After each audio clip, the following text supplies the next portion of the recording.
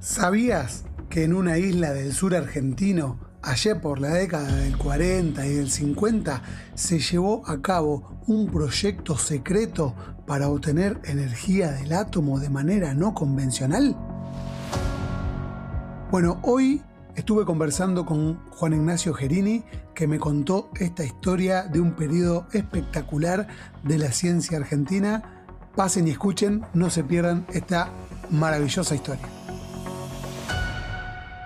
Pampacom, la mejor conexión es con vos.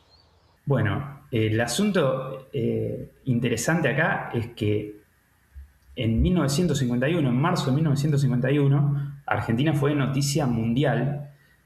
En particular, te puedo leer, por ejemplo, el New York Times en la primera página de la edición del domingo del 26 de marzo de 1951, en una parte de la tapa decía: Perón anuncia una nueva forma de extraer energía del átomo. Dice que la Argentina ha desarrollado una reacción termonuclear que no usa uranio.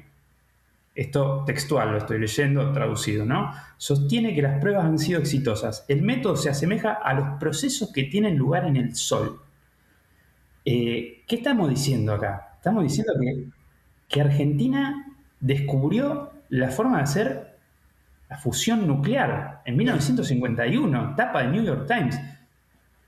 ¿Tenemos conciencia de lo que significa esto? O sea, hoy en día, 2026, todavía no manejamos la fusión nuclear.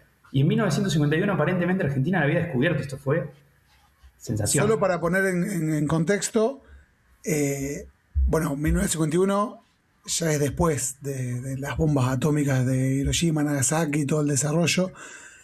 Que esas explosiones se dan por un proceso que se llama fisión y que no se llama fusión, que no son la misma cosa. Contame cuál es la diferencia entre esos dos procesos y, ¿por qué tiene de relevante hacer, demostrar energía a través de la fusión y que no sea la fisión? Yo me estoy entrando ahora, digamos, ¿no? Bueno, vamos entonces un poco de a poco con todo. Como bien decís, el contexto es súper importante. Entendamos que en esa época era todo bastante reciente, si se habían tirado las bombas nucleares, y no se conocía muy bien todavía cómo aprovechar, era todo algo muy, muy de la parte de la ciencia. Nosotros sabemos que primero se hace ciencia básica y después se va aplicando esa ciencia en tecnologías, ¿no? Entonces, una de las aplicaciones que conocimos de la energía nuclear, de las primeras, lamentablemente, fueron las bombas nucleares. Claro. Bueno, y salió la publicación en el New York Times acerca de que Argentina tenía la fusión nuclear. Bueno, claro. Es súper importante lo que vos dijiste de las bombas, porque imagínense que estábamos en este momento post Segunda Guerra Mundial, donde estaban muy definidos cuáles eran los polos acá grandes que estaban desarrollando bombas, que en ese momento eran Estados Unidos, y no se sabía si del lado de los nazis también había desarrollos, no se sabía cuánto, aparentemente estaban en investigación en ese tema, pero era como que decir, bueno, aparece un tercer actor acá, Argentina, nada que ver, del otro lado del mundo, ¿qué está pasando acá? Entonces, si bien muchos en la prensa internacional se mostraron escépticos, en realidad los organismos que manejan la energía nuclear en ese momento en Estados Unidos se mostraron interesados y querían saber qué era lo que estaba pasando acá. Porque, como vos bien nombraste, hay un uso que se puede hacer militar de esto, un uso bélico, pero también hay usos pacíficos, civiles, y Perón en este anuncio decía que se iba a usar exclusivamente de forma civil, o sea, para generar energía, algo fundamental en cualquier sociedad, la generación de energía. Y si realmente Argentina estaba haciendo avances en investigación, en experimentación, en lo que es fusión nuclear, es súper importante porque es la meca. O sea, hoy en día, como te decía, todavía no manejamos el proceso de fusión nuclear de una manera que nos entregue constantemente energía como si lo hacemos con la fisión nuclear. Es el objetivo al que se apunta, y si lo conseguimos, cuando lo consigamos, vamos a tener la forma de energía más limpia que podemos tener, porque a partir de hidrógeno, transformándolo en helio, o sea, básicamente si desarmamos la molécula de agua, tenemos nuestro combustible. Claro. y no estamos generando residuos radioactivos como sí pasa hoy con la fisión nuclear, entonces vamos a tener un montón de energía. Era súper importante y súper interesante saber qué estaba pasando realmente. Claro, y se me ocurre de paso, porque no lo había pensado nunca, claro que digamos, una manera de generar energía por fisión, si el combustible es hidrógeno o algún átomo liviano, bueno, obviamente es extremadamente fácil de conseguir.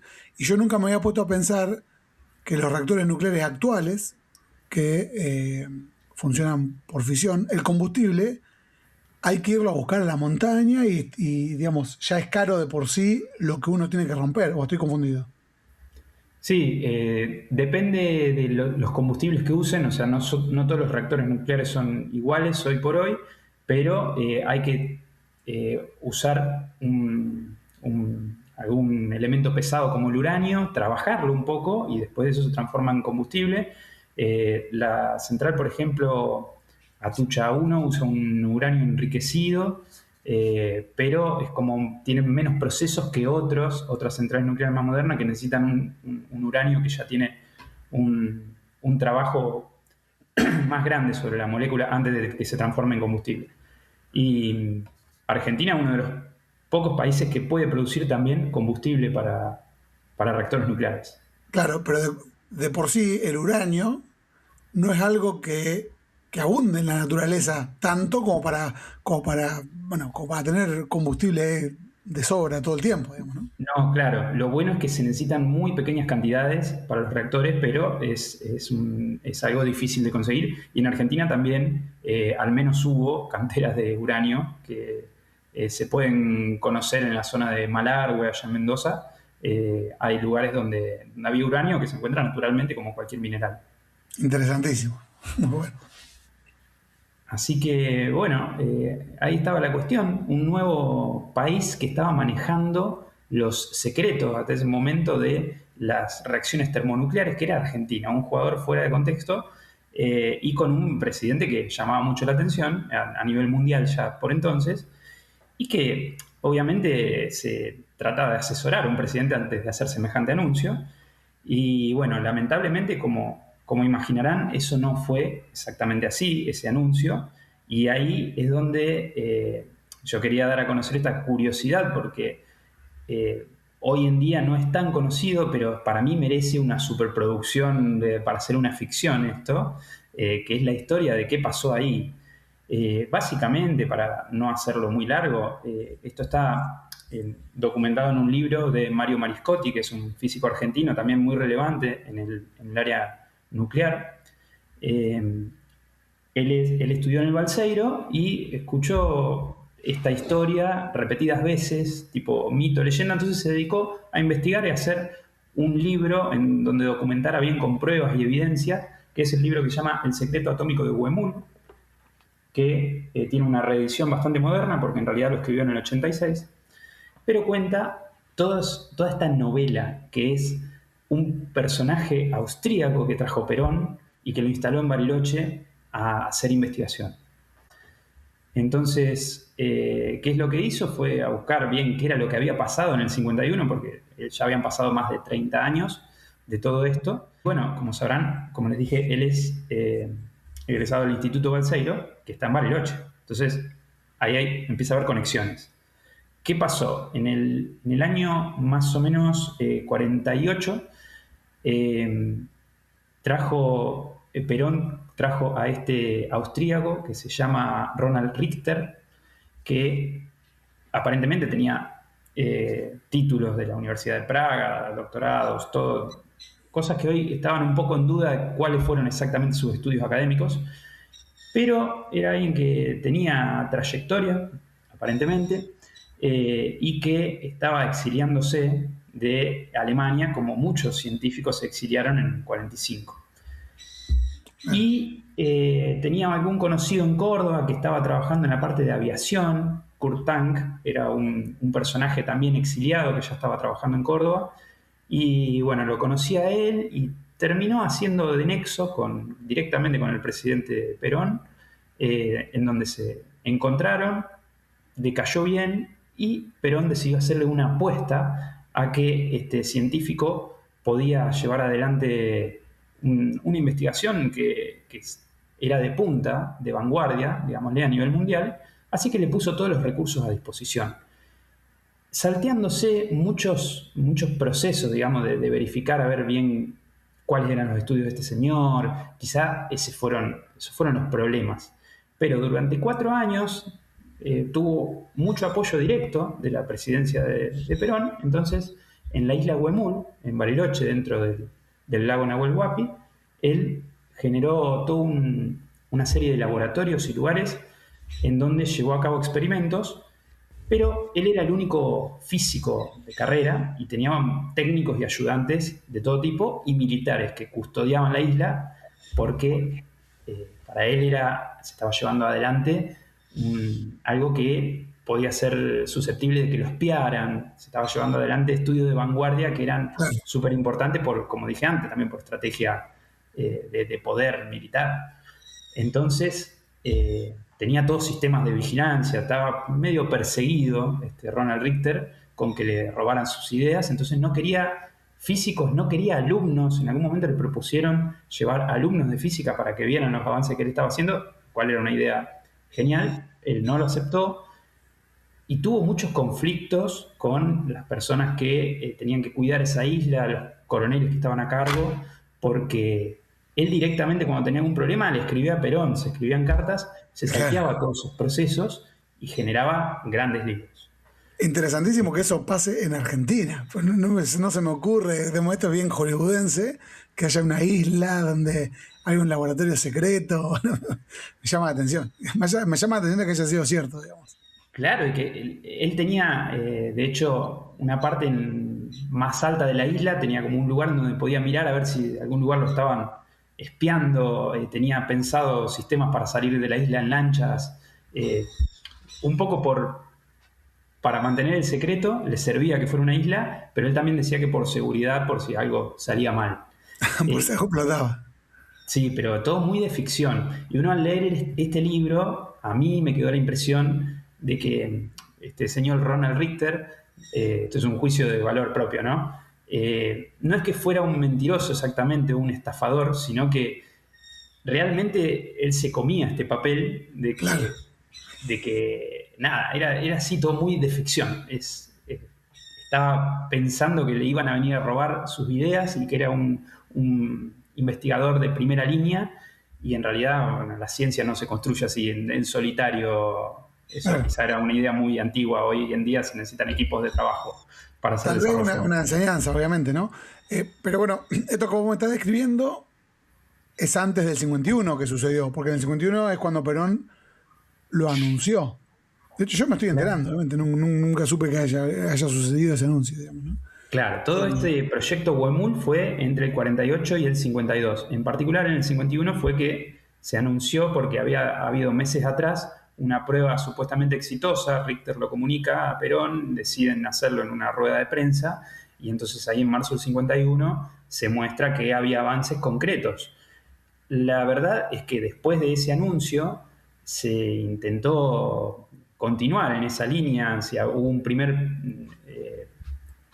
experimento exitoso, que puede ser mantener una reacción de fusión nuclear sostenida un determinado tiempo. Bueno, uno se imagina que luego va a ser cada vez más sostenida, va a ir avanzando, y como que no había anuncios posteriores que fueran en ese sentido, y en algún momento, por desconfianza, se terminó armando una comisión fiscalizadora que fue a la isla.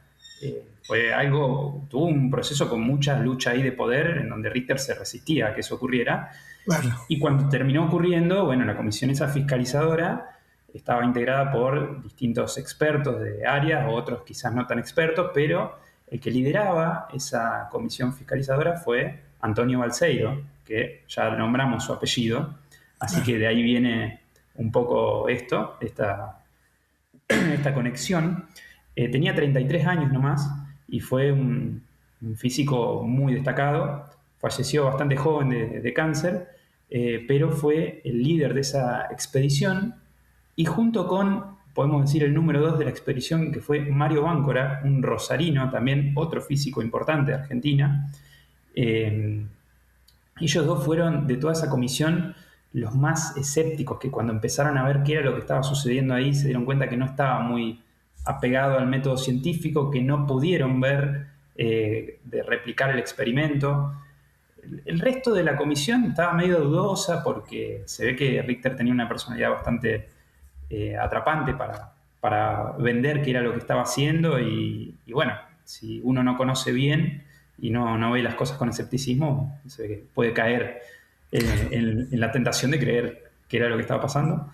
Así que bueno, con el tiempo, después de esa visita de la comisión fiscalizadora, todo fue decantando y se vio que no se sabe qué ocurrió exactamente, pero que no había un éxito rotundo como Richter se había anunciado y que no se sabe si ocurrió una reacción termonuclear de fusión como realmente lo anunció Richter. ¿Dice el libro qué pasó después? Bueno, el libro se dedica mucho a esta historia en particular. Como te dije, es una novela y cuenta un montón de excentricidades de los idas y vueltas, pero la verdad es que lo que sucedió después es lo que podemos ver analizando hoy de 2026, que en realidad fue un comienzo con un pie izquierdo, pero que dio lugar a que Argentina hoy en día sea un referente en lo que es la energía atómica. En su momento lo fue en investigación y después pasó a hacerlo también en aplicaciones. Así que la historia posterior a Huemul está llena de éxitos. Hoy en día Argentina está terminando el RA10, que es otro reactor de estos de investigación, y para generar radioisótopos, como decía antes, que se usan en medicina. Y cuando esté listo este RA10, que esperemos que sea ahora en 2026, Argentina va a pasar a ser el productor principal de radioisótopos a nivel mundial. Va a generar el 60% de los radioisótopos que se usan en investigación de imágenes, tomógrafos, en equipos así. Argentina va a ser el principal productor. Muchos de los que escuchen argentinos, me imagino que se estarán preguntando, ¿cómo no, en cambio de tener un gran desarrollo en radioisótopos, no lo tenemos en celulares, televisores, computadoras, cosas que nosotros, autos, que podríamos comprar más fácilmente el usuario del día a día, digamos, ¿no? Porque este tipo de desarrollos son desarrollos que a lo mejor al país le viene muy bien, a esas empresas le viene muy bien, pero que al usuario final, la mayoría de nosotros no estamos ni enterados que eso sucede, ¿no? Pero sí estamos enterados que los celulares los tenemos que importar todos porque acá no hay ninguno, o sea, no hay nadie que los fabrique, digamos. Pero bueno, es justamente ese contraste que hay entre un desarrollo tecnológico espectacular a nivel atómico y nulo en otros aspectos de la tecnología, digamos, ¿no? Es llamativo. Hablando de reactores nucleares, te quiero hacer dos preguntas. No debes tener el dato, obviamente, porque no te exijo que vengas súper preparado, pero si nosotros somos capaces de producir reactores, deberíamos ser pioneros también en el consumo de energía nuclear. Me refiero a que la energía que nosotros consumimos, particularmente para fabricar la energía eléctrica, digo deberíamos, pero no sé si es la palabra, deberíamos intentar sacarla de la tucha. ¿Pero es así o en realidad nosotros tenemos otras fuentes? Yo sé que, por ejemplo, Francia, casi el 100% de la energía que consume es producida por los reactores nucleares, pero no sé Argentina cómo es. No, Argentina tiene un porcentaje bastante más chico, pero hay una diferencia ahí entre el tema que yo te había comentado de que hay reactores de potencia y de investigación. Argentina nunca armó todavía un reactor de potencia para generar energía. El primero era este CAREM, que ahora está parado, que es un reactor más pequeño, podemos decir, un formato chiquito, seguro, que se podría exportar, pero bueno, quedó parado eso por ahora. Entonces, los reactores que tenemos funcionando hoy en Argentina son de potencia, son 3, que son Atucha 1, Atucha 2, y el de embalse en Córdoba. Entonces, esos 3 aportan a la matriz energética un porcentaje es menor al 10%, si no me equivoco, de la matriz energética de Argentina. Por suerte, en Argentina tenemos un montón de recursos distintos para aprovechar de la naturaleza. No solamente quemamos carbón como otros países, hay muchas centrales hidroeléctricas que aportan bastante. En el sur tenemos también ya bastante energía eólica instalada, pero sin dudas es un tema siempre la energía, porque es clave para el desarrollo. Cada vez se consume más, ahora con la inteligencia artificial mucho más.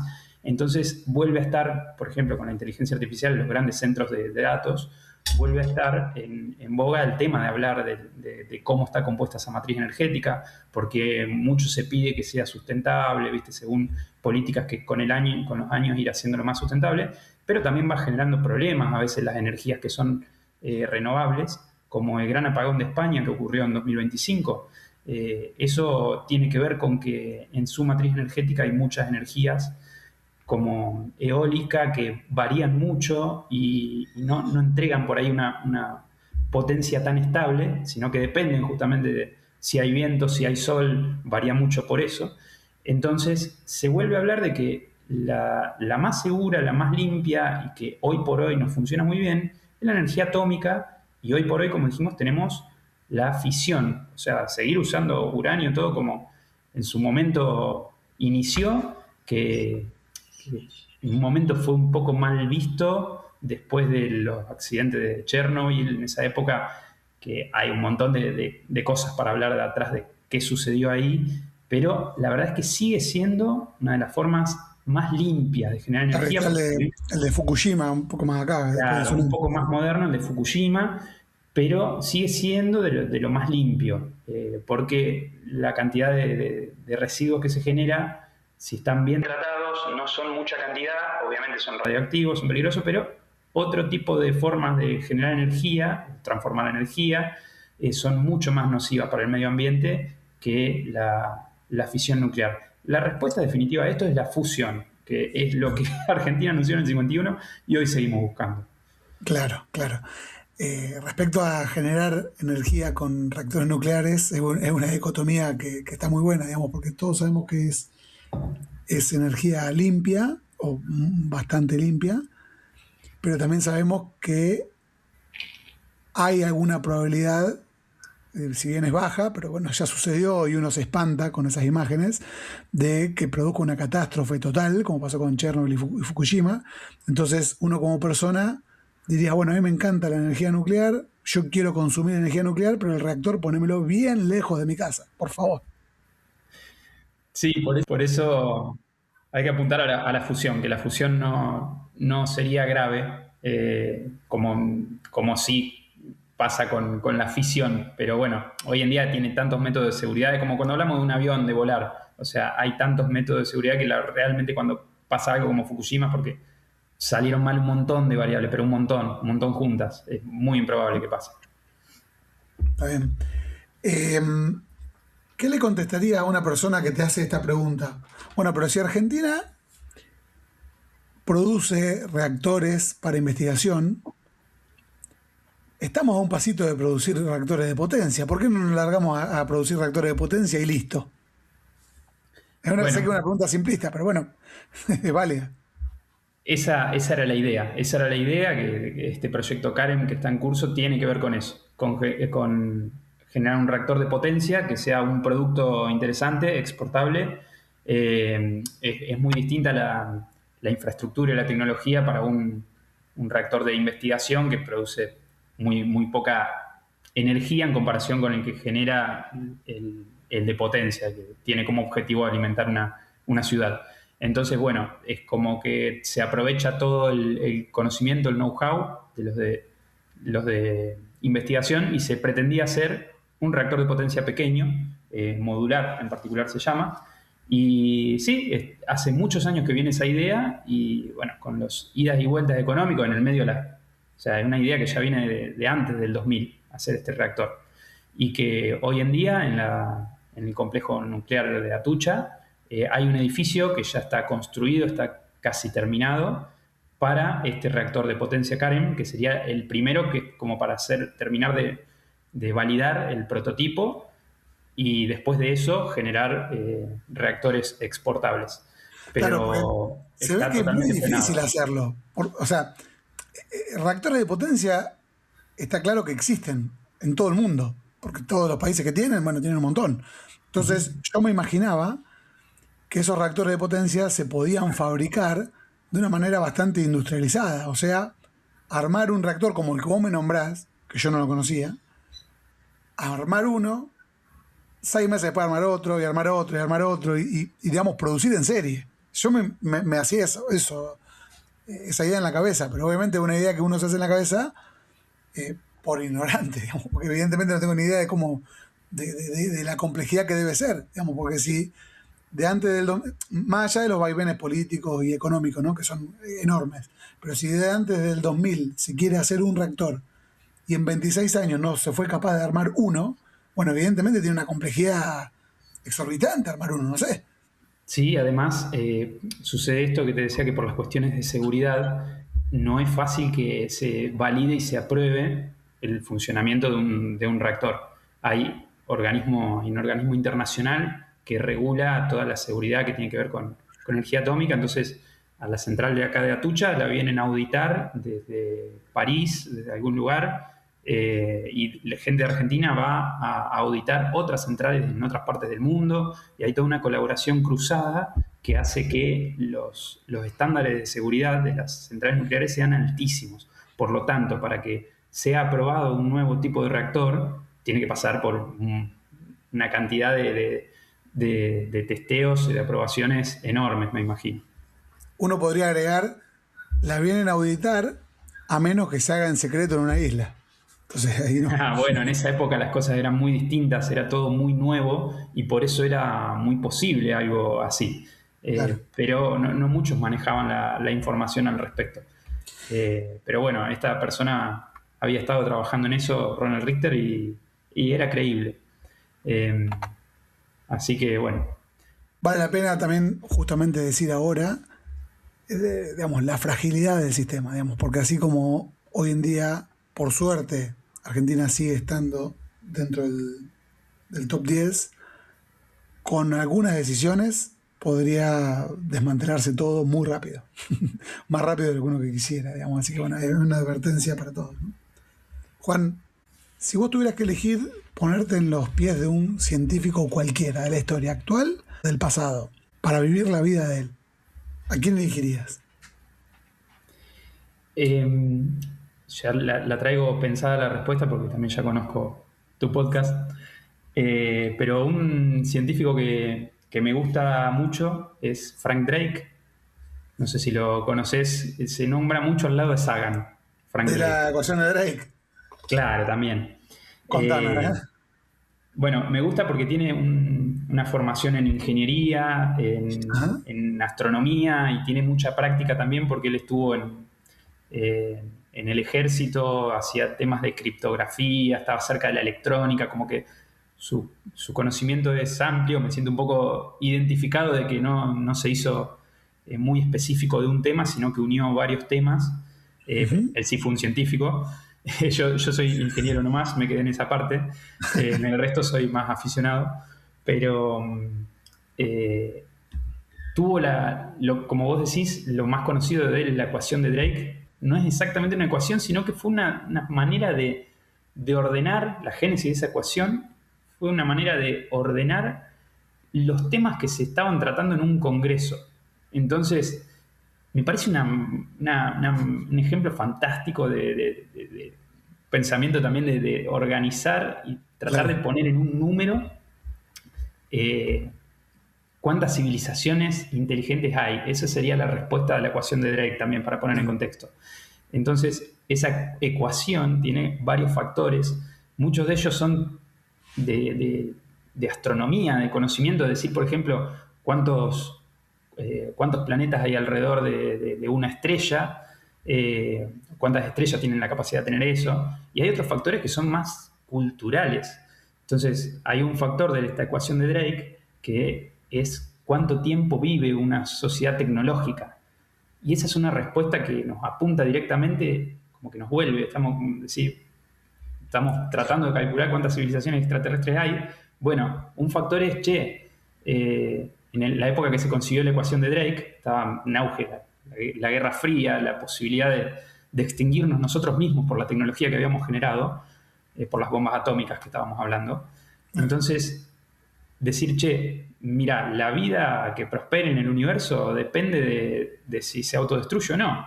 Entonces es como que te está tirando la pelota de nuevo, decir, es una reflexión hacia uno mismo. Entonces, Frank Drake tiene esa particularidad de que es una gran conjunción de conocimientos de distintas áreas y de esta parte más humana, de decir, o filosófica si queremos, de mirarnos a nosotros mismos. En la ecuación quedó plasmado. Te voy a exprimir al máximo, Juan. ¿Cuál es la pregunta para vos más profunda de la humanidad que aún no tiene respuesta? Y estamos en el mismo sentido, que también un poco por eso elegí a Frank Drake, que esta no sé si alguien la había contestado o no, pero si hay vida en otro lugar o no. Porque, bueno, Frank Drake se dedicó un poco a profesionalizar esta pregunta y estudiarla desde la ciencia. Ese es el gran legado de Frank Drake. Pero es una pregunta que al día de hoy no tiene respuesta y que a mí me parece muy loco que yo, que trabajo en el planetario, todo el tiempo esa pregunta viene de parte de chicos y de grandes, de todas las edades. Hay un montón de gente que da por entendido que existe la vida en otros lados, que los ovnis son vida extraterrestre, o sea que hay una luz moviéndose en el cielo que yo no la sé identificar, que quizá vos sí la sabés identificar, pero la gente ya da por sentado que es vida inteligente. Es un montón, estás diciendo que es la pregunta más importante que estás buscando la ciencia hace un montón. No sabemos si, no pudimos encontrarla, y sin embargo una lucecita que uno no conoce, ¿viste? Ya es vida inteligente. Es un montón. Entonces, quiero dejar en claro que la ciencia no encontró vida afuera, pero la mayoría de la comunidad científica cree que sí debe haber. Incluso Frank Drake cree que tiene que haber. Pero todavía no tenemos evidencia, ni siquiera de un microorganismo que haya existido fuera. Estamos teniendo en 2025 uno de los avances quizás más importantes, se terminó de confirmar que hay unos vestigios en Marte que podrían ser de vida microbiana pasada, o sea, no vida actual. Eso con el tiempo sabremos, hoy por hoy no lo podemos decir si es así, pero con el tiempo sabremos si realmente fue así o no, pero la verdad es que no tenemos ninguna evidencia científica hoy por hoy y que es una pregunta filosófica muy, muy profundamente humana, saber si estamos solos o no. Creo que todos queremos saber eso y que la ciencia también lo quiere saber. Hace falta agregar únicamente que el universo es tan vasto que probablemente haya un montón de civilizaciones, incluso civilizaciones inteligentes, y que ni el tiempo de toda la humanidad va a hacer que sea remotamente posible de que nos enteremos de que están, ¿no?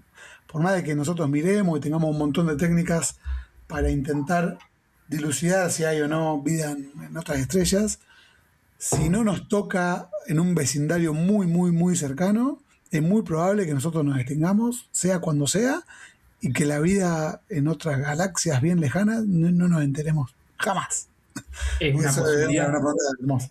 Es una posibilidad que nunca podamos desarrollar la tecnología para viajar a otra estrella porque están extremadamente lejos. Entonces, una de las respuestas es esa. Otra de las respuestas es que las sociedades justamente no viven lo suficiente como para desarrollar una tecnología así, porque se autodestruyen o porque simplemente no llegan, por la vida de su estrella.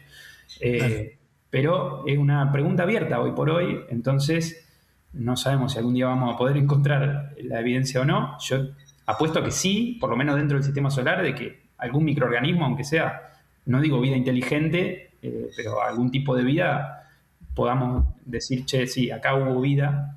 No sabemos, ahora la pregunta es otra, no sabemos si la vida se originó en la Tierra o vino de ese otro lugar. Son todas preguntas abiertas, pero que me parecen de las más importantes de la ciencia. Qué interesante para, redondear el episodio y quedarnos pensando en esto y filosofando, decir, a ver, ¿estamos solos o no? Juan, te agradezco tu tiempo. Ojalá que tengamos la oportunidad de volver a charlar también por acá. Bueno, muchas gracias, Ber, y un gusto haber participado de este podcast que tiene muy buena calidad en sus episodios, como ya te lo he dicho en persona. Así que muchas gracias por la invitación. No, gracias a vos.